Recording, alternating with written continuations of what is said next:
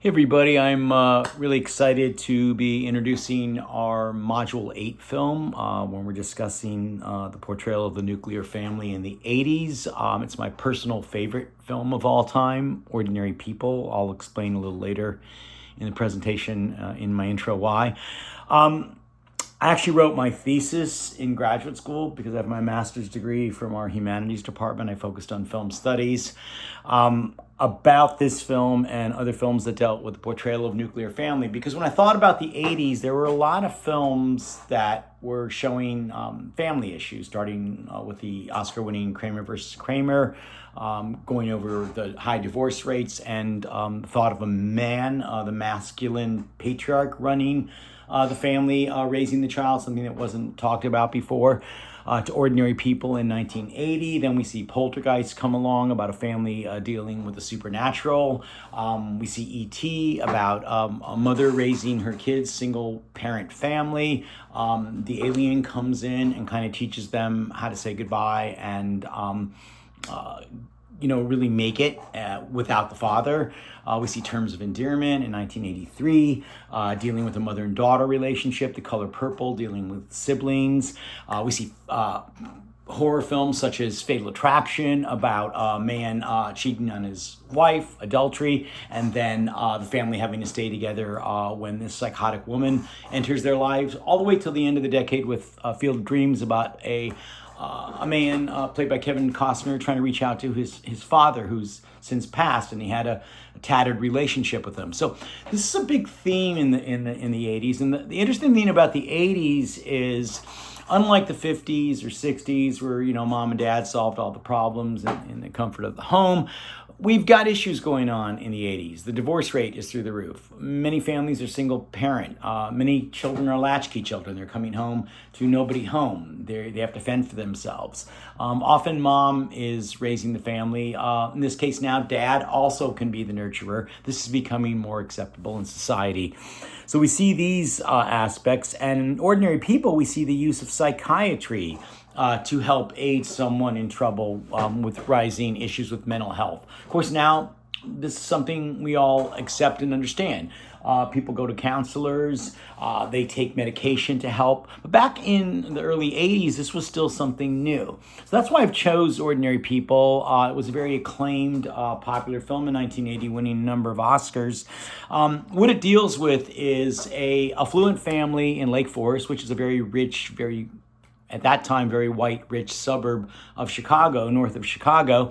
And when we see these families, usually that are affluent, we think that everything is great for them. They live in a beautiful house. They, they belong to the country club. Everything's wonderful. But this is a look at a family that is falling apart at the seams because of a tragedy. The director of this film is actor Robert Redford, who is a hero to me. He just passed recently. Made films such as Butch Cassidy and the Sundance Kid, The Sting, The Way We Were. Brilliant actor. He decides to make his directorial debut with Ordinary People, looking at a family kind of falling apart at the seams after a tragedy, and really having to deal with moving on because of not being able to communicate effectively when the film starts. Ordinary People is based on a book by Judith Guest, which was also popular. It deals with young 17-year-old Conrad, Jared. He is, again, in a upper-class, affluent family. His dad's a tax attorney. Mom is the perfect homemaker, all about appearances. But unfortunately, tragedy strikes. The summer before this film starts, he and his brother are in a boating accident on Lake Michigan, and his brother drowns and perishes and dies. He is so guilt-ridden and traumatized by this, he tries to commit suicide and then is sent to a mental institution for care. And the film begins just as he's returning home. He's starting his high school year again, connecting with friends, connecting with mom and dad, connecting with his life, joining the swim team again. And it's looking at how he's going to fit in again. And it's very difficult for him. This has traumatized him so much. Dad is trying to help him. And the issue in this film is mom kind of does the unthinkable. She's well played by Mary Tyler Moore in a really brilliant casting move. I'll explain that. But mom kind of does the unthinkable at this time. Audiences were shocked. Moms are usually nurturing and caring. Mom is distant, cold to Conrad. Her name is Beth in the film. Father's name is Calvin, well played by Donald Sutherland, who's brilliant in the film. But Beth is cold to him. She's really probably, sad to say, preferred the older son, Buck. That was her firstborn. She loved him the most. And I think when he died, it was just hell broke loose, and she kind of buried whatever was there with Buck, and really kind of resents that out of the two that survived the accident, her son Conrad is still alive, and there's some resentment there. So we'll go into a little bit about Beth, but Beth kind of rejects and doesn't really give him a lot of love and care, and that's kind of shocking. So it's kind of, and this happens a lot in films of the 80s, kind of up to dad to save the day, and up to a psychiatrist that Conrad goes to, Dr. Berger, well played by Judd Hirsch. And that's kind of what this film is about. We're seeing that Conrad is going to have a conflict, grow, and hopefully move forward with his life due to the aid of not only his father, but his doctor, Dr. Berger. This theme is repeated again many years later in 1997's Good Will Hunting, where Robin Williams' psychiatrist character helps Matt Damon's Will. Again, we see this resurface again, well done in Good Will Hunting. Let's talk about Ordinary People. Again, Ordinary People is an interesting film. At this time, there's a lot of character developed films that are made by Hollywood. This is a Hollywood film. It made a lot of money. This would be an indie now. This is a small character study. But at this time, these well-developed, scripted, in-depth films were still being made for Hollywood. And what happens with Ordinary People is Conrad is going to go to Dr. Berger. He's going to try to deal with his grief about his brother dying, trying to accept that his mother just can't reach out to him, and hopefully get through to his dad. The film is intense. It is a lot more intense, does deal with themes of suicide attempts and mental health issues. So I just want to warn students who might have any concerns with that that's what this film is about. It's brilliantly acted. We'll go over that. Conrad actually is played by Timothy Hutton, who won an Oscar for the role. So let's talk a little bit about what we're going to see in this movie. We're seeing characters grow. The character of Conrad and Calvin actually change and grow as the film goes along. We don't see this a lot in film, and it's quite impressive, and that's why I think Redford does a really good job showing us this family who really are... their worlds come to an end, even though their appearances look like everything's fine, but beneath those appearances, they're falling apart at the seams. And let's get to Mom. When I've showed this film, a lot of people just take Mary Tyler Moore's character, Beth, as a villain. She's just a bitch mom, and, she's horrible to Conrad.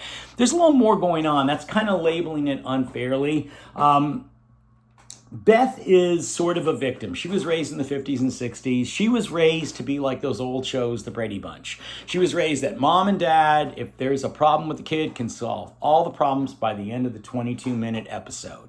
And in 1980, that's not going to work. Her son has just tried to commit suicide, is back from a mental institution. He's not going to just get better because mom and dad are going to support him. He needs more help. And she kind of resists this. She thinks that it shows that they're not strong. For Beth, it's all about appearances. It's all about how things look.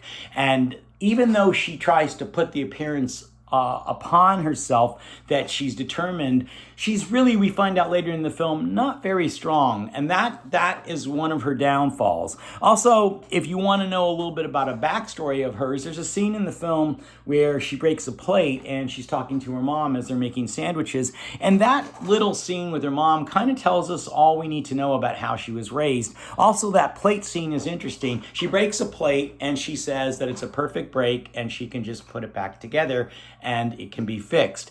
That's kind of Beth's world. When problems happen, when tragedy happens, things can just be fixed. And real life isn't like that, and people aren't like that, and that's kind of her downfall. Casting Mary Tyler Moore, and I don't know if you've watched a lot of old TV shows, Robert Redford, that was a brilliant move. Mary Tyler Moore was on an old 60s show called The Dick Van Dyke Show, and then she had a successful series, The Mary Tyler Moore Show, in the 70s.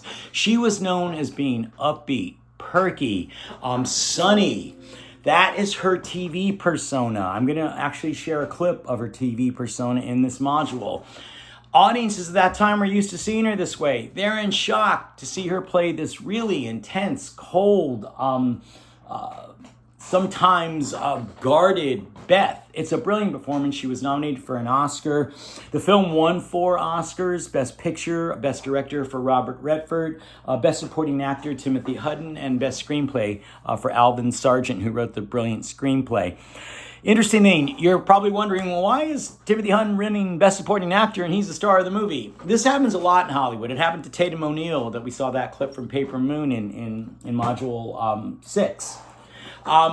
Often a studio can campaign the actor the way they want so they can have a better chance of winning. In 1980, the forerunner to win the Best Actor was Robert De Niro for his electrifying performance in Raging Bull. And they knew that Hutton didn't really have a chance in hell to win unless they market him as Best Supporting Actor. If they market him as Best Supporting Actor, he has a better chance of winning. Same thing happened to Jennifer Hudson. She's the star of Dreamgirls. We saw that clip in Module 1. She won Best Supporting Actress. So it's a campaigning thing. But Hutton gives a brilliant performance. This is really a good look at an ensemble working really hard to create an intense drama. I think the film is still very timely because it deals with themes of mental health. It deals with themes of people trying to move forward with their lives when conflicts happen, when tragedy happens. And we feel even more stressed now in our social media times. Why is this my favorite film? I'll share a personal anecdote. I saw this when I was 17 in 1980. I had moved around a lot. I was on my 4th high school. I was very unhappy in high school. I was very depressed. I had lost a lot of weight. And somehow seeing a movie, I was very sad, very melancholy, about this kid, the same age as me, trying to overcome trauma, challenges, really moved me, really touched me. I just rewatched it again because we're showing it in the class for the umpteenth time earlier this week. I just love this film. I hope you guys get a lot out of it. Usually when I've shown it in past classes, it works out well. I know this is a lengthy intro, but this is my favorite movie and I know it in my sleep. So I hope you enjoy Ordinary People and I look forward to your discussion on it.